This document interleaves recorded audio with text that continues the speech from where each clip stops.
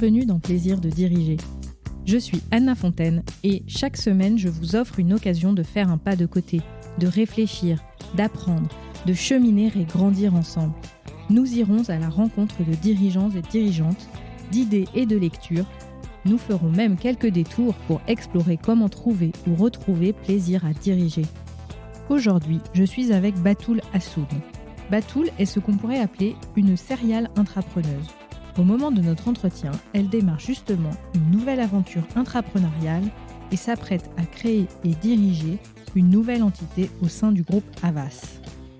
Bonjour Batoul, ravie de t'accueillir chez toi pour ce podcast Plaisir de diriger. Bonjour Anna. Je voulais commencer par te demander peut-être de te présenter en quelques mots et de nous dire quelle dirigeante tu es. Alors, donc, je suis Batoul Hassoun. Mon parcours, très rapidement, donc j'ai fait une école de commerce et ensuite, j'ai une petite quinzaine d'années d'expérience derrière moi. Finalement, beaucoup dans l'intrapreneuriat, c'est-à-dire que j'ai créé des structures en agence, dans les entreprises, et que j'ai réussi à faire grossir jusqu'à être amené à les diriger. La dernière en date étant Ogilvy Consulting et la nouvelle, qui est l'aventure que je commence tout simplement en ce moment, au sein du groupe Havas. Donc, tu es une créatrice d'entreprise au sein d'entreprise, c'est ça ? Exactement. Qu'est-ce qui t'anime ? Qu'est-ce qui te donne envie de créer ? Sur quel sujet tu crées des entreprises ? Est-ce que c'est des sujets qui sont les mêmes, plus ou moins, dans les différentes entreprises ? Ou bien est-ce qu'à chaque fois, tu réinventes des choses ? Comment tu crées ? Qu'est-ce qui t'anime dans ta création ? Alors, la toute première chose qui m'anime, il y en a deux, c'est que je voulais pas prendre de risques. Donc, c'est pour ça que je suis intrapreneuse et pas entrepreneuse. Et la deuxième, c'est pas prendre de risques aussi humains. Et c'est pour ça que je suis médecin des entreprises et pas médecin tout court. Voilà, en guise d'introduction. Après, ce qui m'anime, c'est de créer des nouvelles choses. Et en fait, la chance que j'ai, c'est qu'en travaillant dans le conseil, on crée constamment. Parce qu'en fait, les questions que se posent nos clients sont tout le temps nouvelles, que d'une organisation à l'autre, c'est différent. Moi, j'ai besoin de ne pas m'ennuyer et refaire 2 fois la même chose, c'est compliqué pour moi. Voilà. Donc, c'est le fil rouge, c'est la création d'activités qui sont elles-mêmes des activités multiples et variées dans ce que tu produis en fait au quotidien. Ouais, exactement. Et donc de créer, et ça peut être aussi bien créer une entreprise que créer une offre, que créer des nouveaux produits ou des nouveaux services pour nos clients, etc. Ok. Et du coup, en tant que dirigeante, comment est-ce que tu crées ton équipe ? Comment est-ce que tu crées justement une marque, j'imagine, pour ta structure ? Comment est-ce que tu te positionnes dans, on va dire, les aspects plus opérationnels de la création des entreprises que tu crées ? Alors, j'ai pas de plan préconçu et c'est peut-être pas bien, mais en tout cas, je suis quelqu'un de très intuitif, donc j'y vais au gut feeling. Mais justement, ce que m'a appris mon expérience, c'est qu'il fallait aussi parfois savoir passer de quelque chose d'intuitif, etc., qui fonctionne à petite échelle, très très bien.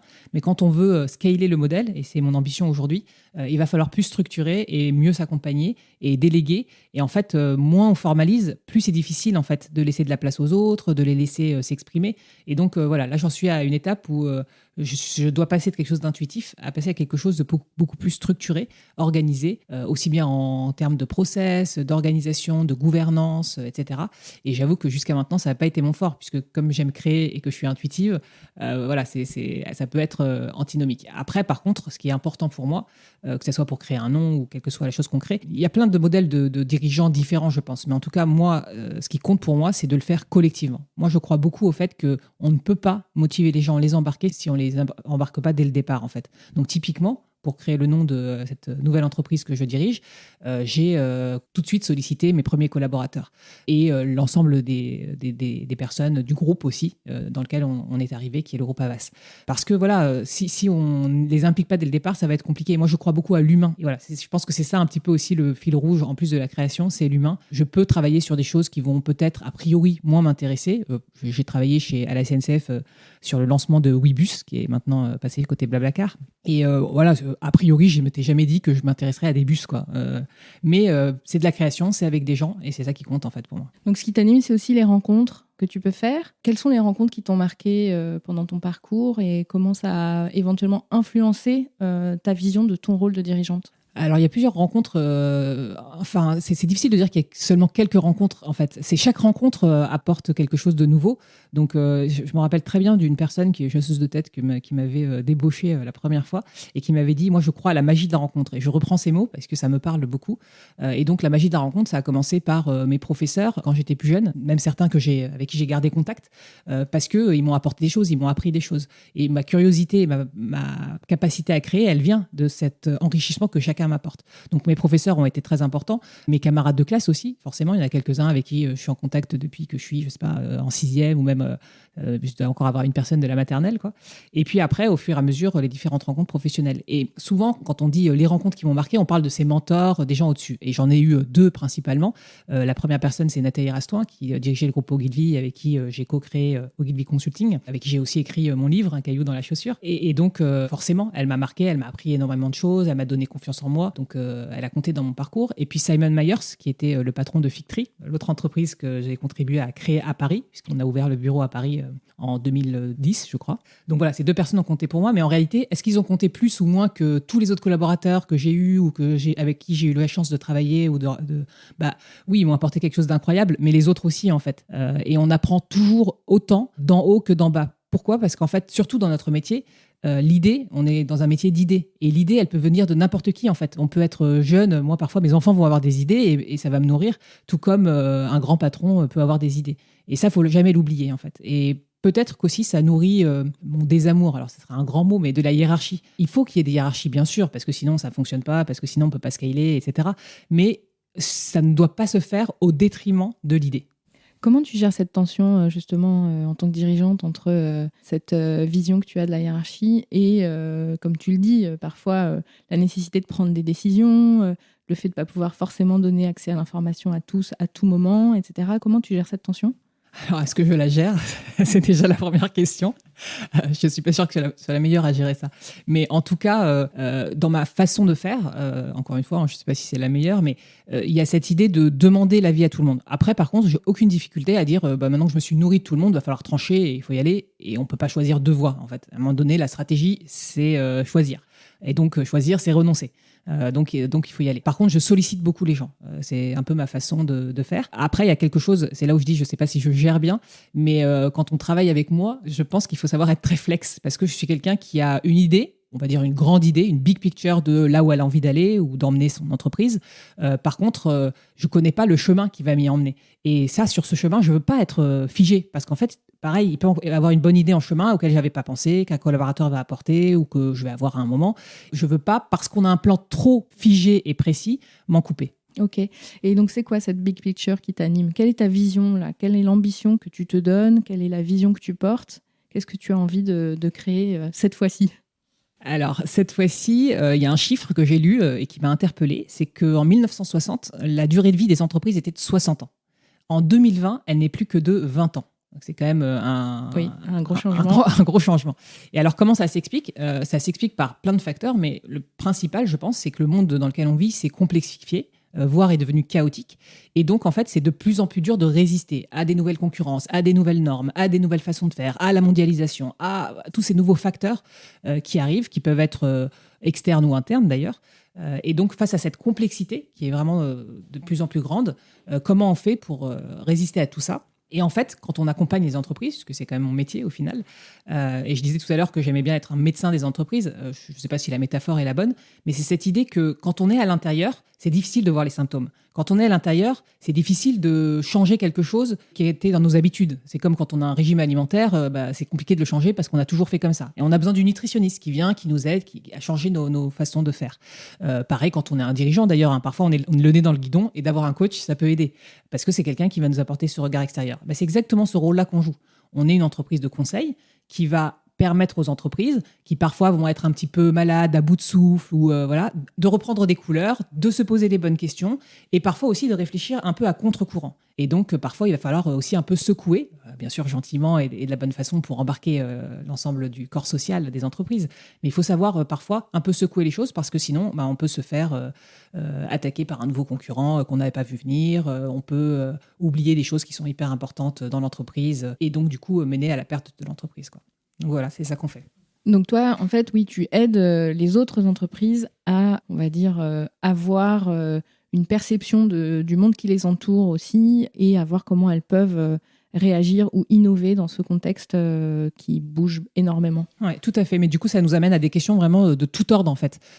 Et après, toute l'idée, c'est que j'ai un certain nombre de consultants dans l'équipe, mais on va aussi s'entourer. On travaille avec un écosystème. Et ça, j'y crois énormément. C'est-à-dire qu'on ne peut plus résoudre tous les problèmes tout seul.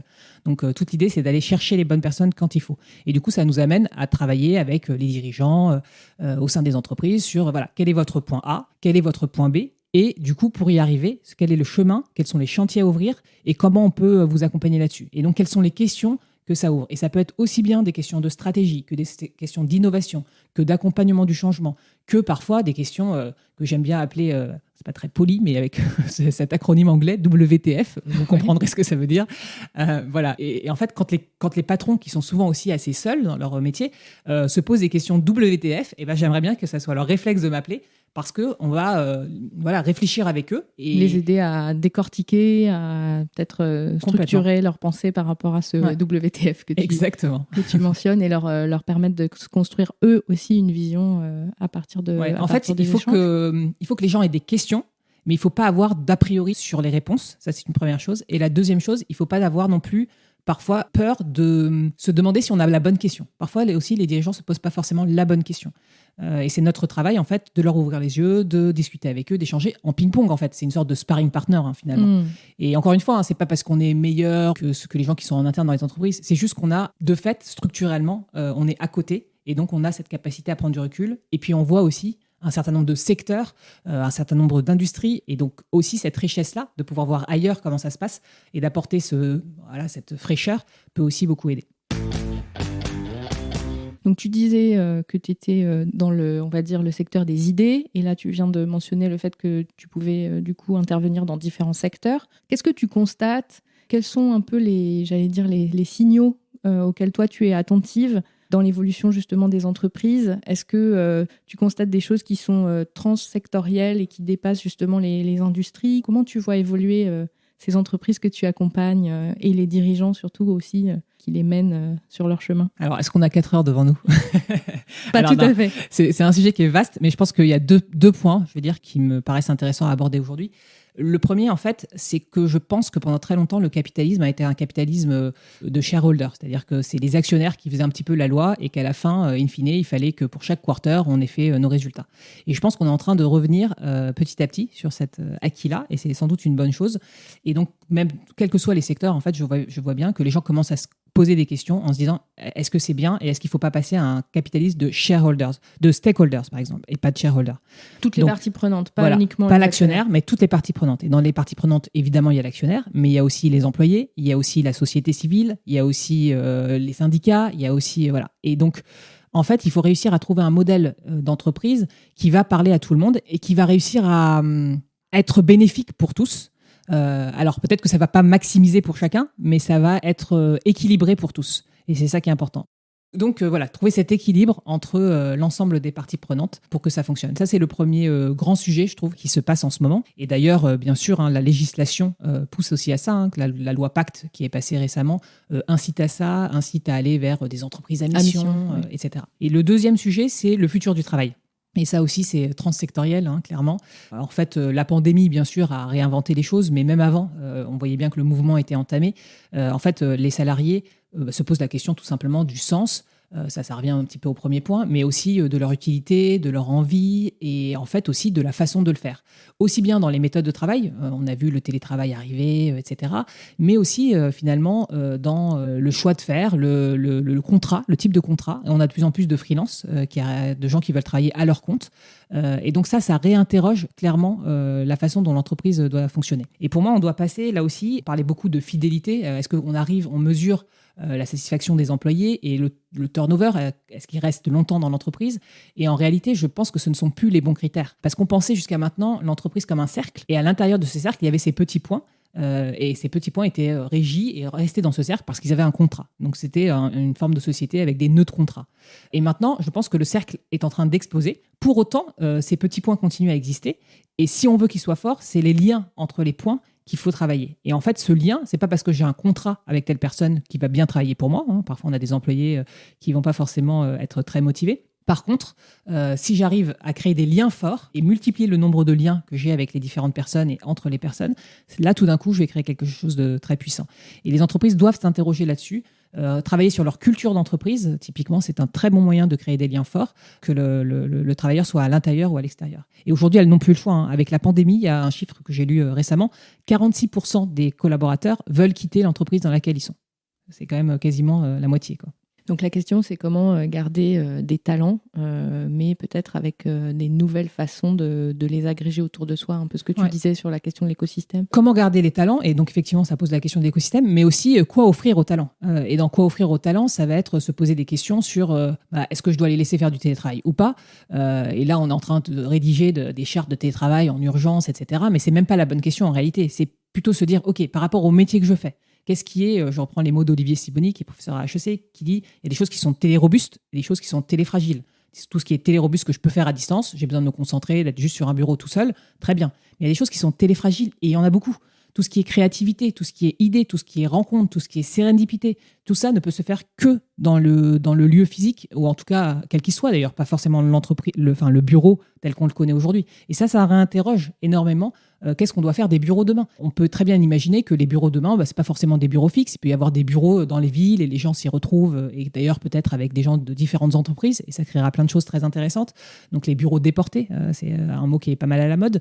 On peut aussi se dire qu'est-ce qu'on fait des bureaux et comment on les réinvente. Est-ce qu'il faut des postes de travail? Peut-être pas. Peut-être qu'il faut des salles de brainstorming, peut-être qu'il faut créer des escaliers où il y a des sièges pour que quand on se rencontre au hasard, on puisse se poser et entamer la discussion. Et peut-être qu'il faut carrément réinventer le concept du bureau et se dire que finalement, si on passe du temps à la maison en télétravail, mais qu'il faut quand même des moments de réunion, pourquoi on n'investirait pas dans des bureaux qui seraient des Club Med, des resorts, où on emmènerait nos collaborateurs 4 fois par an? Alors, je pousse un peu à l'extrême les choses, mais c'est des questions que les dirigeants doivent se poser aujourd'hui parce que c'est clé pour attirer et retenir les talents demain. Qu'est-ce que tu fais de tout ça, de tout ce qui te nourrit, tout ce que tu constates, tout ce que tu veilles en tant que dirigeante de ta propre structure?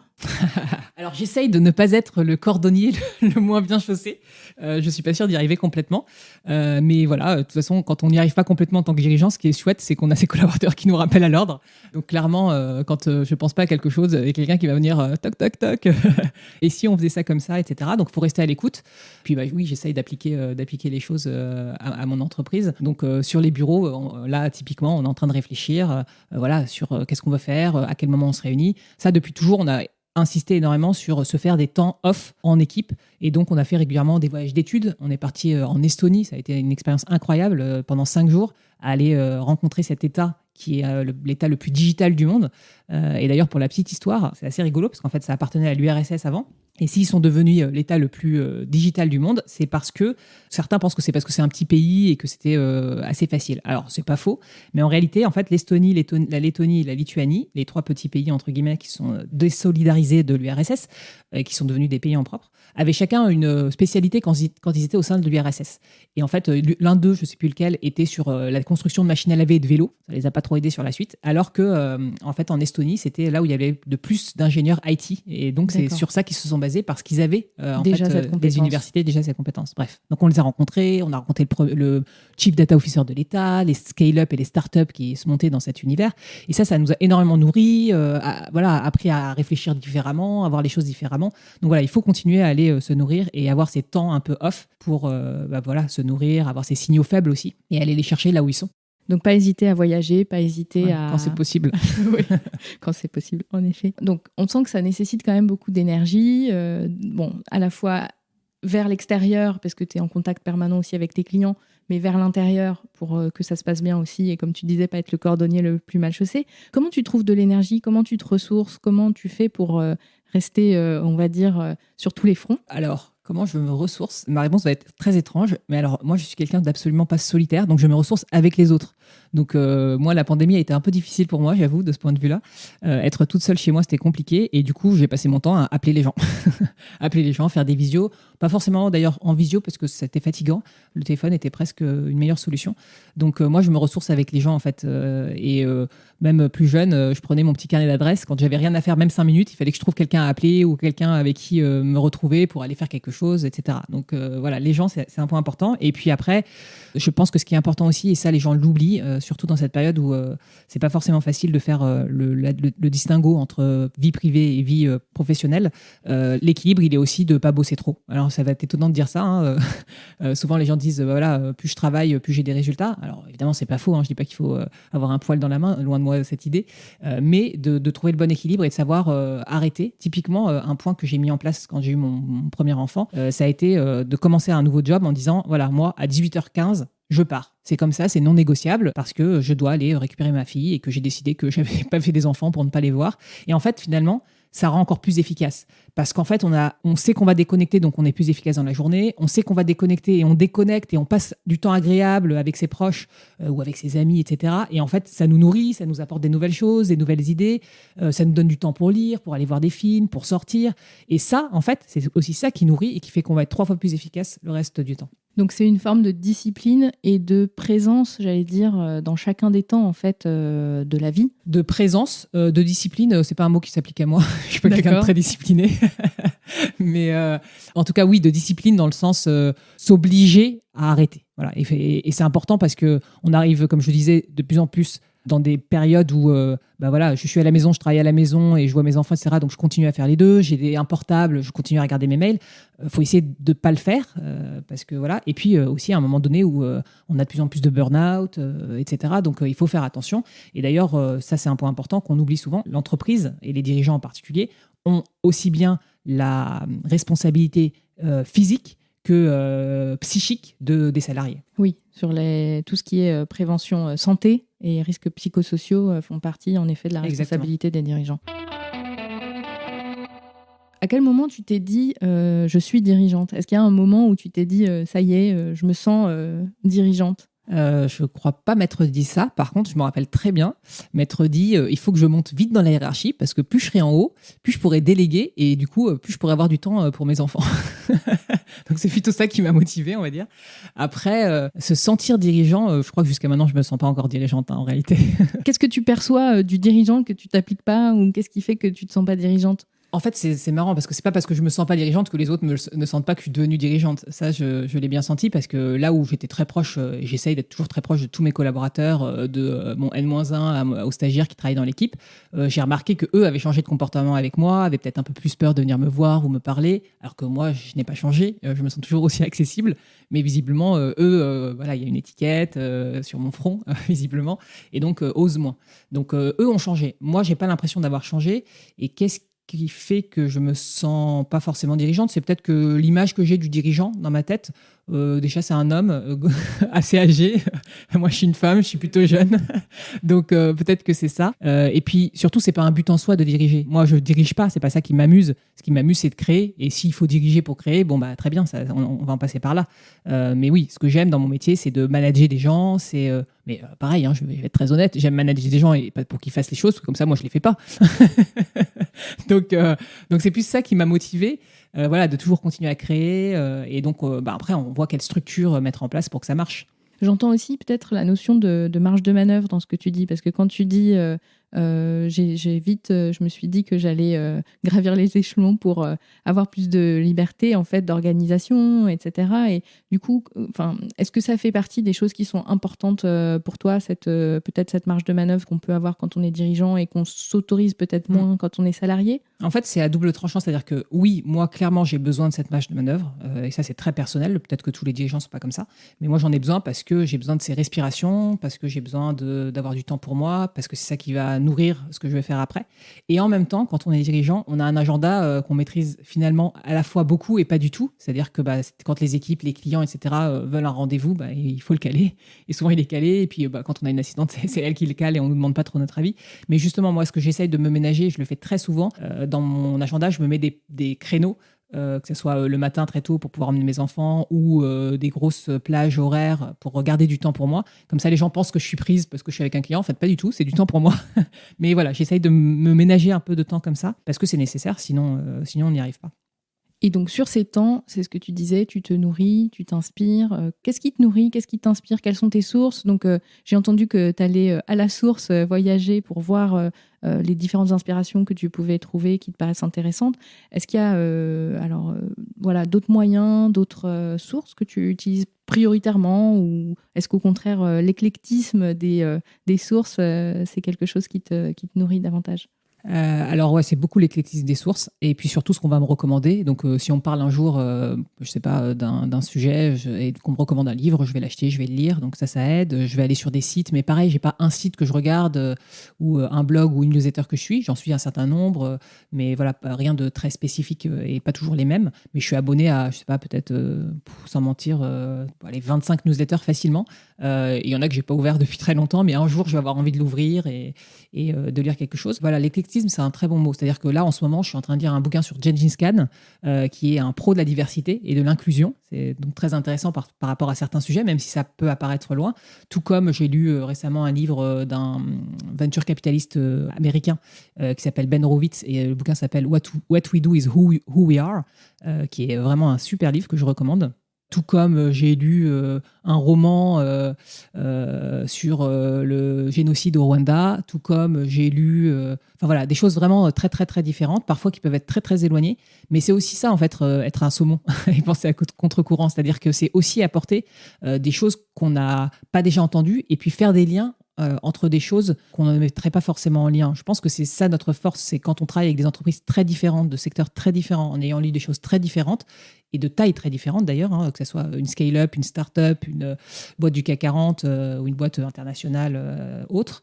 Et en fait, c'est ce mélange-là qui apporte quelque chose de très puissant. Et d'ailleurs, c'est intéressant parce que dans la façon d'apprendre, et même le système éducatif, il est très fait pour apprendre une étape, puis une étape un peu en escalier. Et en fait, on a besoin de passer par là, parce qu'il y a des étapes. Voilà, si j'ai pas appris l'alphabet, je peux pas lire, c'est sûr. Donc voilà, il faut respecter ces étapes au départ. Mais une fois qu'on a atteint la maturité sur certaines choses de base, les fondamentaux, là en fait, il va falloir plutôt faire des liens. Je reviens toujours à mon idée de lien, mais voilà, faire des liens et lire des choses qui ont rien à voir et réussir à apporter ça, quoi. Et d'ailleurs, si j'applique ça à mon métier, moi, je suis anti-benchmark. Je suis un consultant qui ne fera jamais de benchmark. Alors évidemment, on regarde un peu, etc. Mais c'est pas en copiant-collant ce que fait le concurrent que je vais réussir à me réinventer.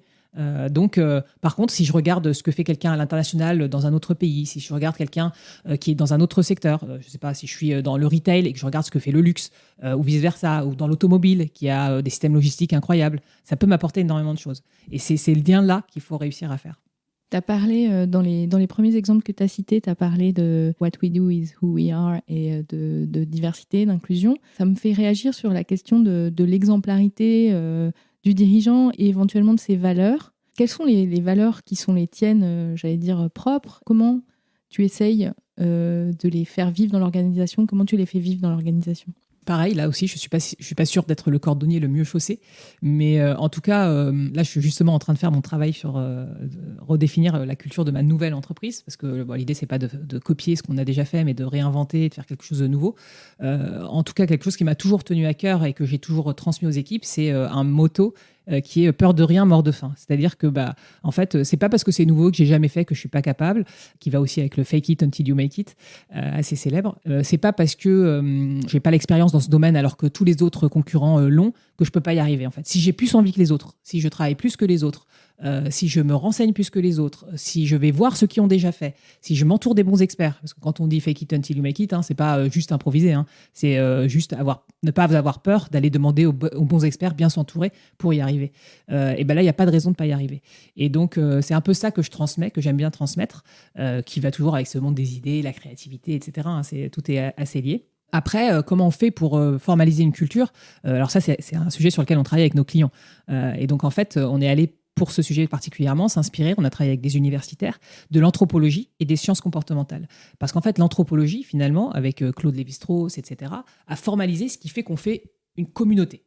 Et la communauté, finalement, l'entreprise est une communauté comme une autre. À partir du moment où on passe à au-dessus de 150 personnes, c'est là la différence entre l'être humain et les animaux, par exemple. C'est la meute, ça peut aller jusqu'à 150 individus. Au-delà, il faut formaliser les choses, il faut se structurer, et seul l'être humain est capable de faire ça. Et comment on fait pour faire ça? Il faut avoir des mythes partagés, il faut avoir des valeurs communes, il faut avoir des rituels, et il faut avoir des symboles. Et c'est vrai pour les entreprises, comme pour la religion, qui a ces 4 choses-là, comme tout type d'organisation. Et donc, on travaille avec nos entreprises clientes sur ces sujets-là, à formaliser avec eux et aussi à les faire évoluer quand c'est nécessaire. C'est-à-dire, si l'entreprise est en train d'évoluer, comment je fais évoluer la culture avec ? En travaillant là-dessus, on peut. Et ça, c'est au niveau collectif. Et ensuite, il ne faut pas que ça s'arrête sur un joli PowerPoint ou des mots sur un mur. Donc, il va falloir descendre sur la talent journée. Où sont les pain points ? Qu'est-ce que je peux faire évoluer ? Et enfin, comment j'arrive à changer les comportements au niveau individuel ? Il faut descendre jusqu'à cette granularité-là pour que ça soit fonctionnel. Et donc là, on s'appuie sur les sciences comportementales, tout ce qui est nudge en particulier, mais pas que, et qui permet en fait de comprendre comment fonctionne l'être humain, quels sont les biais qu'on peut avoir et comment on peut lever ces biais et agir pour que les comportements puissent changer. Et donc voilà, en travaillant sur ces 2 niveaux, collectif et individuel, on va pouvoir formaliser une culture, la faire vivre au quotidien. Et ça, c'est clé. C'est pas, encore une fois, surtout, ne faites pas ça. Des beaux mots avec des belles valeurs écrites sur un mur, ça ne sert à rien. Tout seul, ça ne sert à rien. Alors, je rebondis sur ce que tu dis. Ce qui m'interpelle, c'est qu'on a l'impression, dans la façon dont tu le présentes, qu'on pourrait décréter la culture de l'entreprise et ensuite trouver des moyens pour qu'elle s'incarne. Est-ce que c'est dans les 2 sens ? C'est-à-dire, comment finalement on s'appuie aussi sur l'existant pour que la culture éventuellement soit formalisée ? Comment tu gères ça, soit dans tes structures, parce que là tu dis que tu travailles sur la culture, donc que tu aimerais, j'imagine, impulser dans cette nouvelle organisation. Comment faire pour aussi s'appuyer sur ce qui est déjà là ? Alors ça, c'est typiquement la 2e erreur que font beaucoup de patrons. Alors surtout ceux qui arrivent dans un nouveau poste, qui prennent un poste dans une grande entreprise. On a souvent la tentation de la tabula rasa. C'est-à-dire qu'on veut faire table rase du passé et construire from scratch quelque chose de nouveau. Alors ça, c'est une erreur. Et effectivement, quand on accompagne sur la culture, l'idée, c'est pas de décréter et de commencer. Au contraire, c'est d'abord de comprendre l'ADN de la boîte et de construire sur ce qui a déjà été construit. Pour plein de raisons. D'abord, parce qu'il y a sans doute plein de belles choses qui ont été construites. Et donc, il ne faut pas s'en couper. Deuxième chose, les collaborateurs qui sont là depuis 20 ans, si on ne leur montre pas que c'est dans la continuité, on s'en coupe clairement tout de suite. Donc, c'est une erreur de faire ça. Et donc, toutes nos missions, quand on accompagne typiquement sur redéfinir une culture d'entreprise ou la faire évoluer ou la formaliser, tout simplement, parfois il y a juste besoin de la formaliser, il faut commencer par observer. Et donc, c'est pour ça qu'on se base sur l'anthropologie et qu'on a des ethnologues dans l'équipe qui vont aller sur le terrain, se plonger, regarder, observer quels sont les comportements actuels, quels sont les comportements qui fonctionnent, peut-être les comportements plus malsains parce que ça peut arriver, quels sont les tabous dans l'entreprise. Ça, c'est clé. Si on ne comprend pas les tabous, on ne peut pas comprendre en fait finalement où est le nœud du problème et comment faire évoluer la culture. Quelles sont les histoires partagées, les histoires communes. Quand il y a des entreprises qui fusionnent, par exemple, il faut le faire des 2 côtés et surtout pas en prendre qu'une et que l'une avale l'autre. Ça serait une erreur. Donc voilà, il faut commencer par ce travail et effectivement construire à partir de ce qui existe.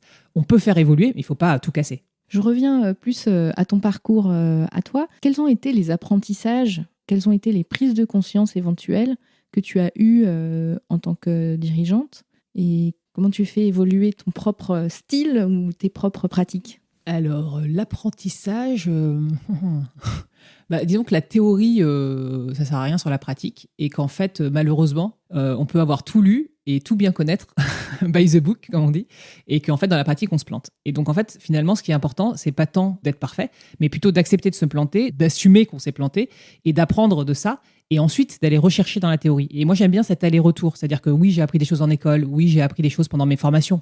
Toutes les grandes entreprises forment leurs collaborateurs au leadership, au management, etc. etc. Mais quand c'est juste conceptuel, théorique, ça ne fonctionne pas. Donc, il faut faire cet aller-retour. Et parfois, en fait, de s'être planté et là de se dire « Ah, j'y arrive pas, comment je fais ?» et de retourner sur la théorie, cet aller-retour permet de s'améliorer petit à petit. Et voilà. Et oui, j'ai fait plein d'erreurs. J'en suis désolé. Je m'excuse auprès de toutes les personnes qui ont malheureusement essuyé les plâtres, surtout quand j'étais débutante. Mais voilà, c'est un passage obligé. Tant qu'on le fait bien, avec une bonne intention, et qu'on sait s'excuser quand c'est pas bien fait, il n'y a pas de raison que ça marche pas. Qu'est-ce qui te donne, toi, plaisir à diriger ? Moi, ce qui me donne plaisir, c'est 2 choses, je pense. C'est d'être utile à mes clients et d'être utile à mes équipes, c'est-à-dire les voir grandir, s'éclater, s'amuser. C'est vraiment ça qui m'amuse au final. Donc, côté client, de leur être utile, d'inventer des nouvelles choses, de les aider à continuer à être pérennes et successful. Et voilà, pareil pour mes collaborateurs.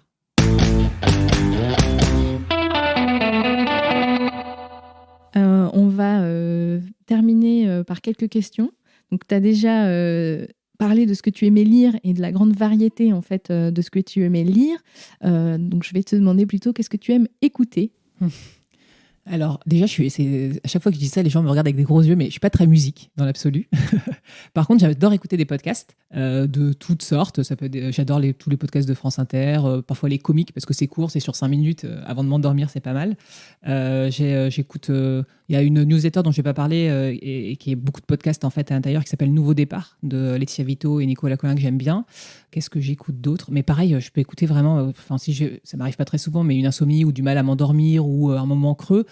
Surtout qu'en fait, souvent à la fin de mes journées de travail, j'ai mal à la tête et aux yeux, donc je suis obligé d'écouter. Je vais prendre tous les podcasts possibles et imaginables et le premier sur lequel je tombe, j'écoute. Et j'ai écouté aussi bien des choses sur les espions et la contrebande que sur la Syrie, qui est mon pays d'origine, que sur la géopolitique, que sur le féminisme, que voilà, vraiment des choses très éclectiques là aussi. Est-ce qu'il y a un lieu où tu aimes particulièrement te rendre? Mon jardin. De toute façon, je ne pouvais pas aller beaucoup plus loin. C'était dans la limite des 10 km. Et quand on a le droit de voyager? Et quand on a le droit de voyager, j'aimais beaucoup aller en Syrie, mais c'est plus tellement possible. Après, j'aime bien découvrir des nouveaux lieux, en fait, pas forcément retourner toujours dans les mêmes. Je suis pas sûre d'être allée beaucoup de fois au même endroit. J'ai pas de maison de vacances où je retourne depuis que je suis toute petite. Plutôt découvrir des nouveaux endroits régulièrement. Qu'est-ce que tu prends plaisir à cuisiner ou à déguster? J'aime bien cuisiner, mais je préfère déguster. Et j'ai la chance d'avoir un époux très bon cuisinier. Et là aussi, très éclectique. On mange parfois indien, parfois asiatique, beaucoup syrien. Donc, pour ceux qui ne connaissent pas la cuisine syrienne, c'est exactement pareil que la cuisine libanaise. J'adore le taboulé, par exemple. Tout ce qui est kebé, c'est juste délicieux. C'est quoi, kebé? Kebé, c'est des petites boulettes de viande avec du blé concassé. Et je crois que mon légume préféré sous toutes ses formes, c'est l'aubergine. Et alors, dernière question, quelle est la question que je ne t'ai pas posée et à laquelle tu as envie de répondre maintenant? Alors, c'est pas une question, mais il y a un point que j'ai pas abordé.